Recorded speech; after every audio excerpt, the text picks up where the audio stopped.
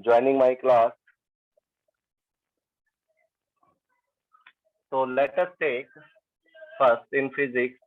Our topic is important physical quantities. We are discussing about important physical quantities.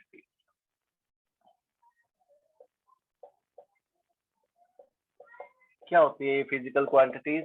ये आपको कल वाले lecture में बता दिया गया था अच्छी तरह से, और कुछ फंडामेंटल क्वांटिटीज के बारे में आपको बताया था. You know, fundamental quantities, mass, length, and time is there, and their unit is kilogram, meter, and second. Okay, as you know, mass has unit kg, length, meter, and time, second. Okay, but after that, हमने कुछ derived quantities के बारे में पढ़ा था. You know, derived quantities.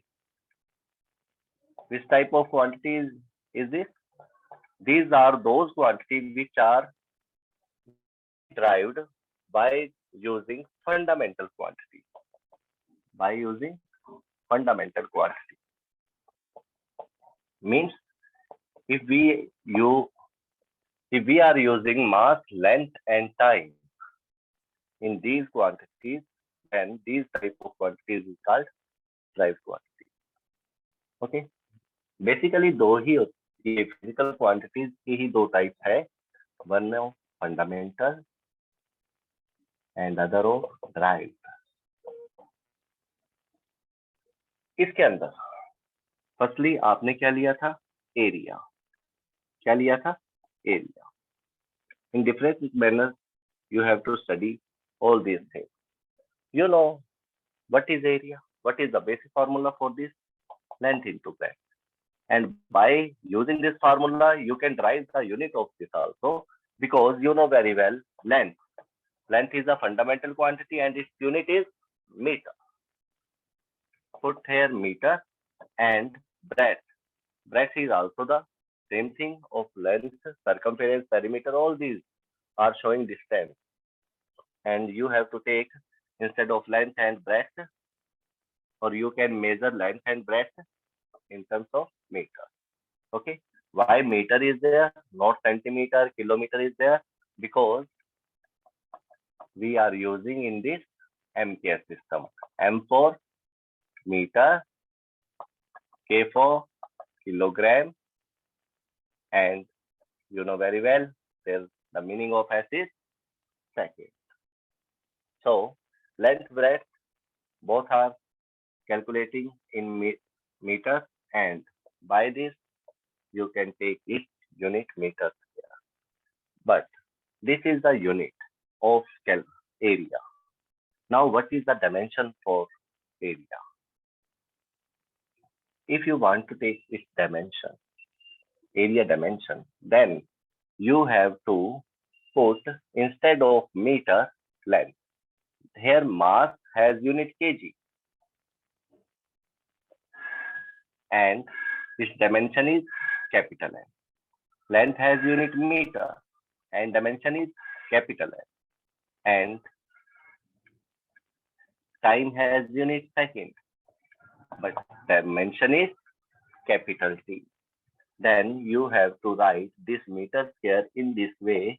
If you want to convert this unit in dimension, then you can write this meter square like this, L2. But this is the dimension of area. Dimension of area. Now, second formula is volume. Length into breadth into height, as you know very well. Volume has formula length into breadth into height. You can write, you can drive its unit like this. Length in meter, breadth in meter, height is also again in meter. And by these three, we get meter cube. Meter cube is the unit of volume. But how will you convert this meter cube into dimension? This unit into dimension, this is the unit of volume. But when you want to take this dimension, then you have to put instead of meter, capital L. If you put capital L instead of meter, power 3, its pronunciation is L3. Okay, so L3 is the dimension of volume. This is the dimension of volume. In this way, you can derive all the units and dimensions for every formula in physics. After that, area volume. Very, very important thing is this density. Density has formula mass upon volume. Mass upon volume. Now, what is the unit of mass? The unit of mass is kg. Unit of mass is kg. And the unit of volume is meter cube. From there you can see. Now, simplify it by taking the denominator part into numerator. Then this becomes kg meter minus 3. Kg meter raised to the power minus 3. Now, convert this unit into dimension. How? Instead of kg, you have to put capital M. Instead of small m, you have to put capital L, and then you can write this unit in this way in terms of dimension. In terms of dimension. One more thing is there. Density is a very, very important role in physics, by which Archimedes' principle,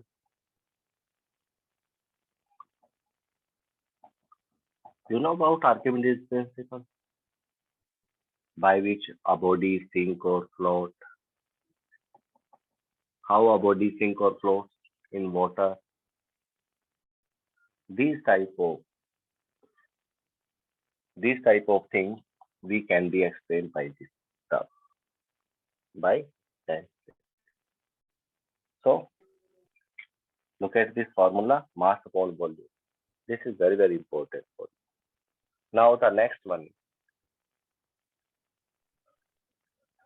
After density, speed is there. You know very well, speed has the formula distance upon time. Okay, distance upon time. Speed has the formula distance upon time. Distance is there, the distance. And which type of time is there? Time interval, or you can say time taken. Time taken or distance. Which type of distance is this? Covered distance. Okay. Now, how will you calculate distance? What is the unit of distance? Meter. Time taken, second. And simplify it by taking the denominator part into numerator part. Meter per second, meter second inverse, you can write in this way, this term. Meter per second. You can write this meter per second in this way or in this way also. No doubt is there? Okay. Now, if you want to convert this unit into dimension, then you have to choose this one only. You have to choose this one unit. Now, convert meter second inverse into dimension. For meter, capital L is there. For meter, capital L is there. For second, capital T is there. And the power is minus 1. So, LT minus 1 is the dimension of speed. Like this, you can now determine the dimension and unit of velocity also.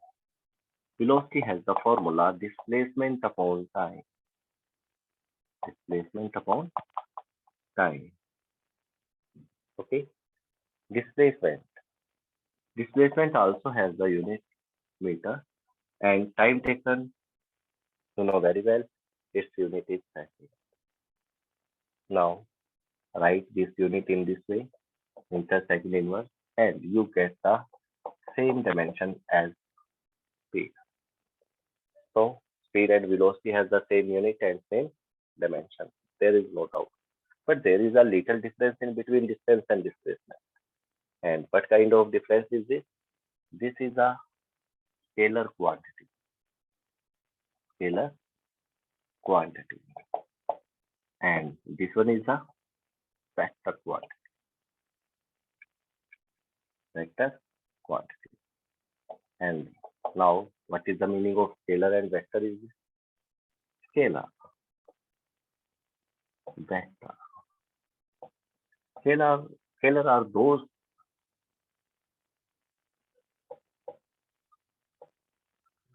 those quantities. Scalar quantities are those quantities which have magnitude but no fixed direction. But not fixed direction. But vector are those quantities which have magnitude as well as fixed, or you can say particular direction. Fixed direction. Now, what is magnitude and what is fixed direction? Let us take an example. Suppose you have to go from this point to this point. You have to go from point A to point B. So, how many ways you can adopt, you can take in this situation? When you want to go from A to B, there are so many paths. So many paths is there. Like, suppose you are going in this way, A to B. Sometimes maybe you covered in this way. Sometimes maybe you are going firstly in back and then in this way. Then all these paths, path 1, path 2, and this one is path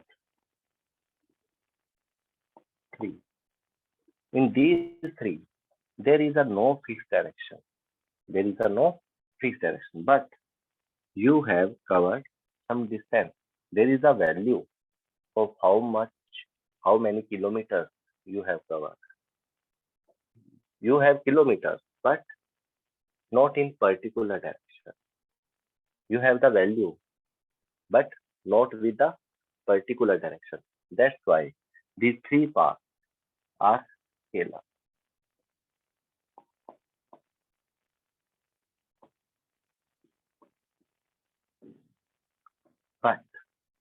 But if you choose a particular direction, in this case, if you choose a particular direction to go from point A to B in this manner,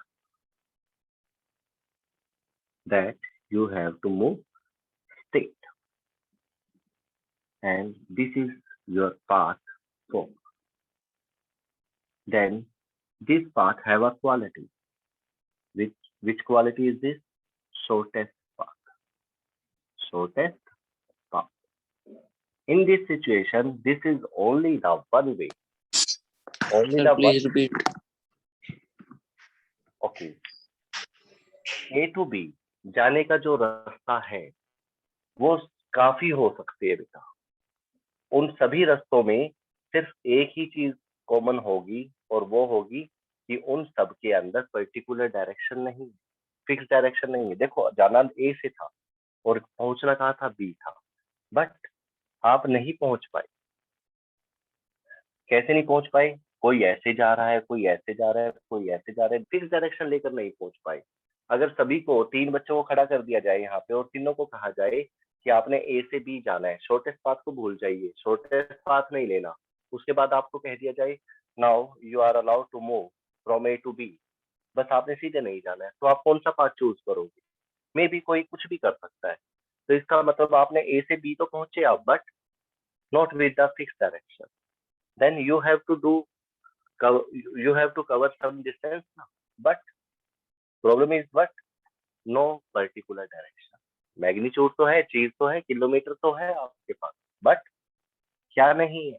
fix direction नहीं है। In this way जब आपके पास particular direction नहीं होगा तो आप उसको क्या बोलेंगे? Scalar quantity. Now you getting my point? But in the vector magnitude यानी कि जो किलोमीटर है वो तो आप पे होंगे ही, साथ में आपको ये भी पता होगा वो किस डायरेक्शन में गए हो। अगर आप तीनों को यहाँ पर खड़ा कर दिया जाए, तीन स्टूडेंट्स को, और कहा जाए ए से बी जाना आपको, लेकिन आपको शॉर्टेस्ट पाथ कवर करना, तो कोई भी बच्चा इधर से उधर से दाएं बाएं से बिल्कुल नहीं जाएगा। कैसे जाएगा? स्ट्रेट, बिल्कुल सीधा। तो उस सिचुएशन में आपको किसी को भी कुछ कहने की जरूरत नहीं पड़ेगी।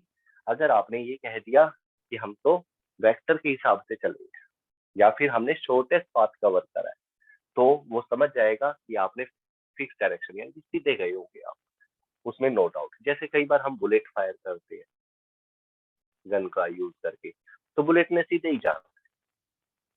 कई चीजों में यूज होता है, देखो एरो यूज करते हैं, ठीक है, तीर धनुष होता है ना, वो चलाते हैं, वो भी सीधा जाता है, हालांकि वो कुछ टाइम के बाद नीचे नीचे होता हुआ चला जाता है, लेकिन हम तो सीधा ही लेते हैं ना उसको। स्ट्रेट, जब भी हम स्ट्रेट मूविंग थिंग्स की बातें करेंगे तो हम वेक्टर लेकर चलेंगे, लेकिन कई बार हम स्केलर को भी लेकर चलते हैं। Scalar is not the very good study of physics,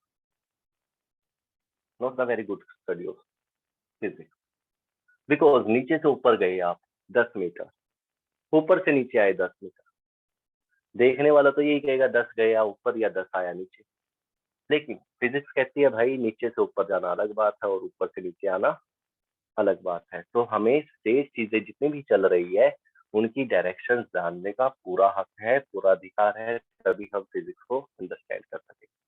there is so many things in physics, one of the thing is vector and scalar quantity. Now कोई ज्यादा जरूरी नहीं है अभी इसके ऊपर ज्यादा वो करना, because there is a chapter in your physics, vector, what is vector, what is scalar, how many types of vector is there are so many things। ये तो अभी जस्ट एक इंट्रोडक्शन चल रहा है आपका। फर्स्ट यूनिट में आपको बहुत कुछ बता दिया जाएगा, लेकिन एक्सप्लेनेशन उसकी 2 साल तक होती रहेगी इन +1 एंड +2। ये जितने भी फार्मूले आते जा रहे हैं या तो आपके कुछ पहले हो चुके हैं या आने वाले टाइम में।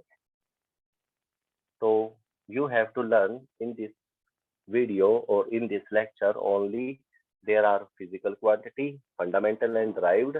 We are studying now derived quantity, what are their formulas and units, and why, how we can convert this unit into dimension, only this thing is there। तो ये बीच में थोड़ा सा आ गया था, सेम यूनिट है सेम डायमेंशन है sir, ऐसे कैसे हो गया, ये डिस्टेंस और डिस्प्लेसमेंट थे यहाँ पर, तो आपने इसको भी मीटर में ले लिया, इसको भी मीटर में ले लिया, दोनों मीटर में ही आएंगे, but direction is not there ना, डायरेक्शन के लिए जरूरत नहीं पड़ रही है अभी, तो इसलिए हमने यूज नहीं करा। लेकिन फिर भी मैंने थोड़ा सा बता दिया ना, आपके माइंड में डाल दिया कि ये स्केलर और ये वेक्टर है, लिटिल बिट बता दिया है, तो जैसे ही आगे आएगा तो क्वेश्चन आपके माइंड में, आंसर आपको मिल ही जाना है। तो next after velocity, now the next thing is momentum। this is also the very important। हम जितना भी यहाँ पर पढ़ रहे हैं सारा कुछ ही इम्पोर्टेंट है और उसको लेकर बहुत कुछ हो रहा है। और फिजिक्स आपको जो ये +1 की फिजिक्स है ये आपको बहुत ज्यादा हेल्पफुल रहने वाली है +2 में। बाकी सब्जेक्ट में आपको हेल्प मिलती होगी कि भाई यही चीज आ गई दोबारा, लेकिन this is the indirect help for you on the basis of +2 syllabus. Indirect help का मतलब क्या है कि आपको ये गट्स देगा कि सोल्व कैसे करना है, गट्स देगा कि टर्म के मतलब क्या है, और उसके बाद आपने क्या करना है, +2 पढ़ते वक्त आपको कोई दिक्कत नहीं आने वाली, इस चीज का ध्यान रखना। ये डायरेक्ट नहीं आएंगे कोई भी टॉपिक, ये सब इनडायरेक्ट वे से आपकी हेल्प होगी। तो next one is linear momentum. Linear momentum, ये देखिए मैंने आपको खाली मोमेंटम भी बोल सकता था मैं अभी यहाँ पर। लीनियर वर्ड डाल के आपके माइंड में एक चीज स्ट्राइक हो गई, लीनियर का मतलब लाइन से तो नहीं है। You are thinking, you can think this word, क्या लीनियर का मतलब लाइन से तो नहीं है? तो आप बिल्कुल सही जा रहे हैं, ये लाइन से ही है। और इसी के साथ आपको आगे एक वर्ड पढ़ना पड़ेगा और वो होगा एंगुलर। जितनी भी चीजें आप लाइन में सड़क पे दौड़ा रहे हैं, हवा में दौड़ा रहे हैं, वाइल फायरिंग बुलेट जा रही है, कुछ भी चीज है, सीधा मार रहे हो, पत्थर को फेंका, स्ट्रेट फेंक दिया, नीचे से ऊपर फेंक दिया, वो सब लीनियर है। But in case of angular, when you rotate the stone like this, attached with the thread like thing, then you can rotate the stone in this way, in circular motion. How planets are revolving around the sun in a circle, in an orbit, then these formulas are not applicable in this situation. When the object, when a stone, when any kind of object is in rotating motion, then physics formulae, linear formulae, you should have to convert into angle. Then you can find out the value of that in this situation, in that situation. Are you getting my point? तो सबसे पहले हमें linear ही पढ़ना है, 4 unit तक angular word नहीं आएगा, थोड़ा सा आएगा सेकंड यूनिट में, अदरवाइज फिफ्थ यूनिट में आपको the real meaning of angular you can take. देखिए पहले ही बताई जा रही है बातें कि यही आने वाला है, तो इसका ये मतलब नहीं है हम अभी इनको समझते चले, फिर हम यहाँ तक पहुंचेंगे कैसे, फोर्थ यूनिट में, फिफ्थ यूनिट में आएंगे रोटेशन, सेकंड में लिटिल बिट बता देंगे, वही थोड़ा सा शक डालकर छोड़ दिया आपको। फिजिक्स में सबसे ज्यादा जो कमी वाली चीज है वो क्या है, वो आज मैं आपको बता देता हूँ कि इसके अंदर जब हम स्टार्टिंग से पढ़ना शुरू करते हैं तो हमें बस थोड़ा बहुत ही पहले से पता हो जो हमने प्रीवियस क्लास में फिजिक्स को लेकर पढ़ा है, बट काफी नई चीजें ये डाल देंगे लेकिन एक्सप्लेनेशन नहीं देंगे इन स्टार्टिंग। जैसे आपने कुछ बुक्स पढ़ी होगी एनसीईआरटी की, 9th में आ गए या 8th में आ गए, तो वो कहते हैं कि 6th क्लास को रेफर करिए, 7th में करिए, ये हमने करा दिया पहले, लेकिन ये क्या कहता है, आगे करिए। अब दे देगा, कहेगा आगे पढ़िए। ये सबसे बड़ा ड्रॉबैक इसका है, बच्चे में क्यूरियोसिटी आ जाती है, इंटरेस्ट आ जाता है, लेकिन उसके क्वेश्चन उसके माइंड में ही रह जाते हैं, और सब कुछ अब स्टार्टिंग में एकदम से इन्होंने देखो सारे पत्ते खोल देते हैं एक साथ। इन दिस यूनिट बहुत कुछ खोल देगा ये, नियर अबाउट 100 टू अबाउ फार्मूले है फिजिकल क्वांटिटी के, जो हम 1 बाय 1 करके पहुंच रहे हैं और अभी तक 5th वन पर पहुंचे, 5th फार्मूला है। तो ये देखिए 100 टू अबाउ पूरी फिजिक्स में आना है, 2 साल जो आपने पढ़ दी, और हम है कहाँ पर अभी, at unit first, unit first पे 10 यूनिट इसके अंदर है +1 के अंदर, और 10 ही थी पहले +2 में, अब 9 रहेगी, तो 19 यूनिट का काम है ये सब, जो कि सिंगल यूनिट में आपको बता दिया जाएगा।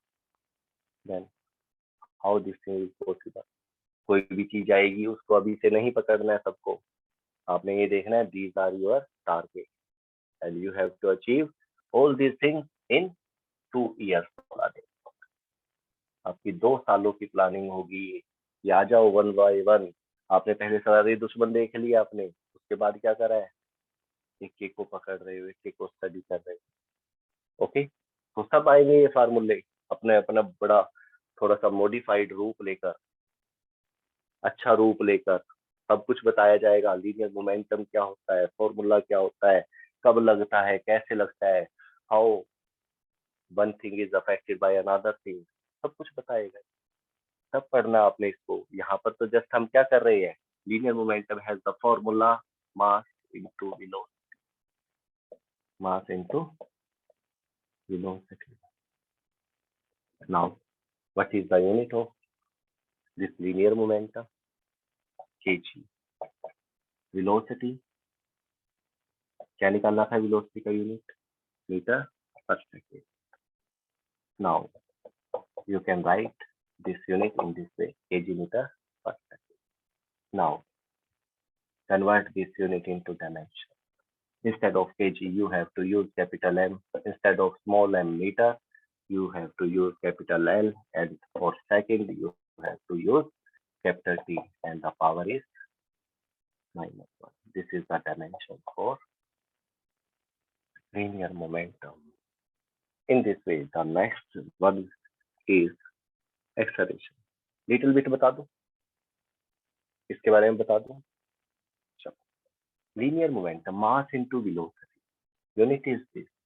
कब लगेगी, किस सिचुएशन में लगेगी, थोड़ा सा पढ़ते हुए चलते हैं. थोड़ा सा. Suppose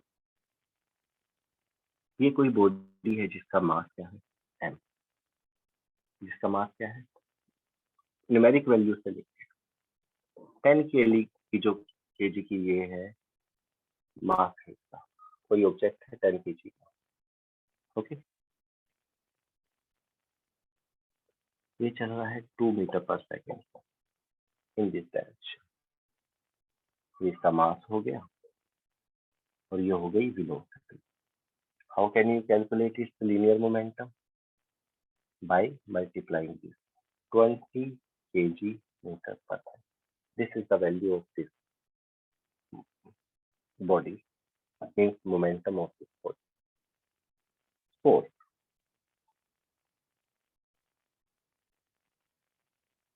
ये 20 kg का कोई ऑब्जेक्ट है.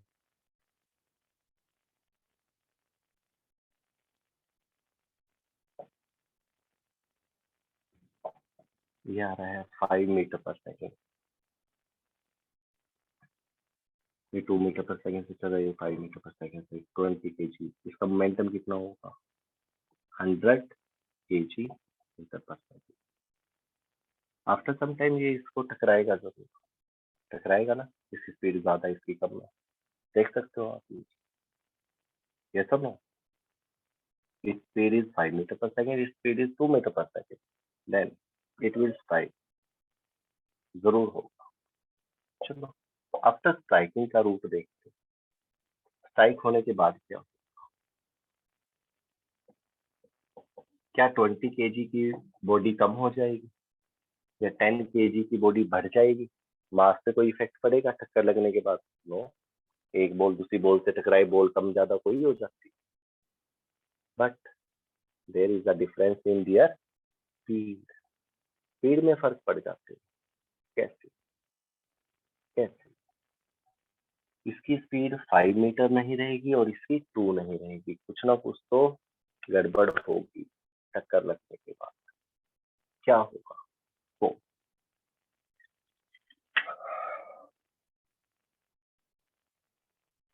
10 वाली हो गई 5 मीटर पर सेकेंड.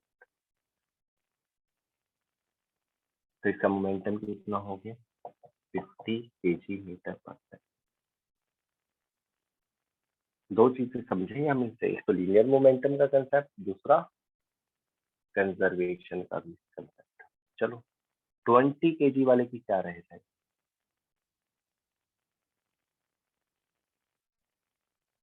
फिक्स लगा लो थोड़ा. 60. तो कितना हो जाएगा? अब इसकी स्पीड कितनी हो जाएगी? 20, 100, 120, 60.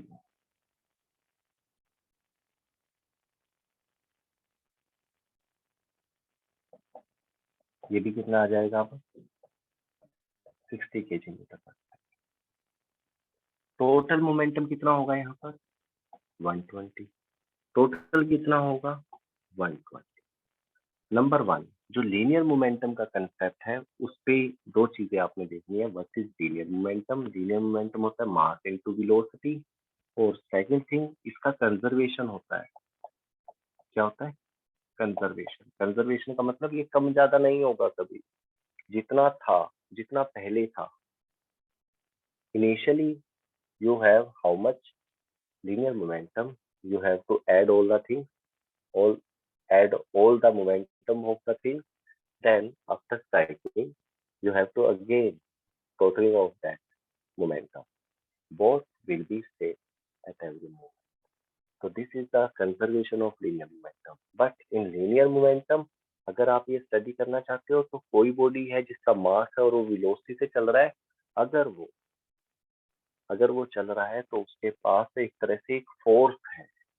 क्या है? फोर्स है। मास और वेलोसिटी होना, देखो खाली वेलोसिटी होना और एक मास के साथ वेलोसिटी होना, दोनों में बड़ा फर्क है। वेलोसिटी में आप क्या पढ़ते हो? सिर्फ डिस्प्लेसमेंट अपॉन टाइम। एक बॉडी है, ओ कोई चीज है, वो इतनी स्पीड से चल रही है, लेकिन आप उस चीज की बात नहीं करते, इसमें हमें ऑब्जेक्ट की बात करनी पड़ती। बड़ा फर्क है। एक छोटा सा पत्थर लिया, बड़ी स्पीड से आया और आपसे टकरा गया, क्या फर्क पड़ेगा? उसका मास कैसा था? मास कैसा था? देखिए समझिए इस चीज को, एक स्टोन की बात हो रही है, मास कैसा उसका? Very less. वेलोसिटी क्या है? बहुत ज्यादा। तो मोमेंटम कैसा होगा? देखते हैं। लेकिन अगर इस स्टोन की बजाय ट्रक हो तो, ट्रक आ रहा है, वेलोसिटी उतनी ही है जितनी इस पत्थर की थी, तो मास भी क्या उसका ज्यादा है। दोनों मल्टीप्लाई होकर मोमेंटम इससे कम देंगे, ज्यादा देंगे? तो आपका आंसर होगा ज्यादा। एक ट्रक और एक स्टोन, एक ट्रक या फिर एक साइकिल, दोनों सेम स्पीड से आ रही, दोनों सेम स्पीड से आ रही, लेकिन दोनों में से मोमेंटम किसका ज्यादा होगा? दोनों में से मोमेंटम किसका ज्यादा होगा? तो आंसर ट्रक का। कभी आगे चलता हुआ तो हमें बड़ा हार्ट होता है, लेकिन अगर एक साइकिल वाला थोड़ी तेज भी मार दे तो बच जाते हो, लेकिन ट्रक के केस में नहीं बचते। क्यों? कभी सोचा है अर्थक्वेक आता है तो पूरे घर को घेर देता है, वैसे आप पूरे घर को हिला दो चाहे ऐसे हाथों से 10-20 जने मिलके, तब नहीं गिरता। ऐसे कैसे? मोमेंटम ट्रांसफर होता है बेटा। क्या होता है? Momentum transfer. Newton first law लगती है। कैसे लगते हैं? सब कुछ क्लियर होगा, लेकिन यहाँ पर टॉपिक क्या है? मोमेंटम। मोमेंटम ज्यादा होगा तो भाई फोर्स भी ज्यादा होगी। कैसे? अभी अभी बताया आपको। बड़ी चीज कि अगर थोड़ी वेलोसिटी भी रखोगे तो उसे तो मल्टीप्लाई ही होना है, और मल्टीप्लाई होकर सामने वाले की खैर नहीं है। एक ट्रक है, ट्रक से और बड़ी चीज ले लो, उसके साथ खड़े हो जाओ, वो थोड़ा सा भी ऐसे चल दी तो क्या हाल होगा आपका? ऐसी साइकिल है, भले ही बहुत तेज आ रही है, एक बच्चा है बहुत तेजी से आया और आपसे टकराया, नो नो प्रॉब्लम, कोई ज्यादा फर्क नहीं पड़ा। बट अगर कोई भारी भरकम चीज आई, वो धीरे से भी आपसे टकरा गई, पता नहीं आपका क्या होगा। तो this is the concept of momentum. चलो आगे बढ़ते हैं।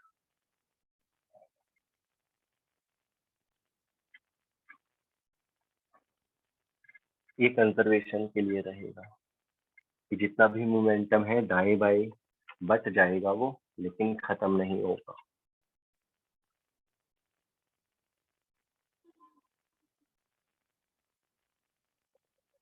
After linear momentum, now the last thing is, last one today lecture's last thing you can say, acceleration.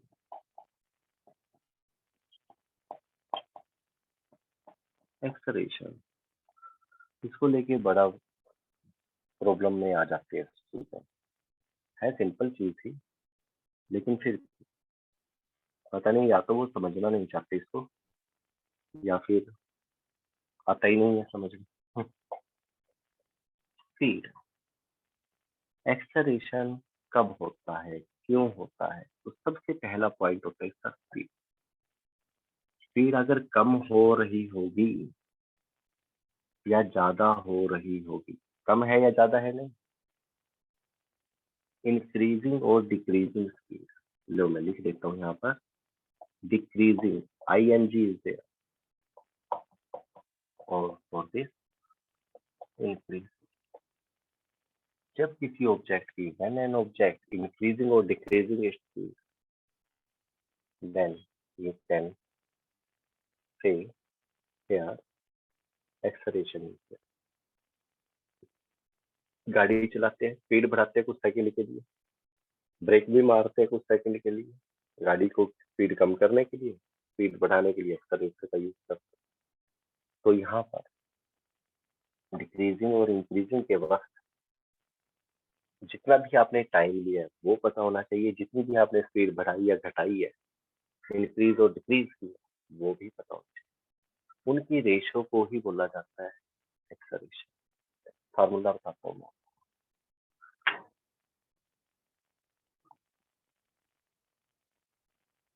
वैसे बोलते हैं वेलोसिटी अपॉन टाइम, लेकिन सही फार्मूला क्या होता है? Change in velocity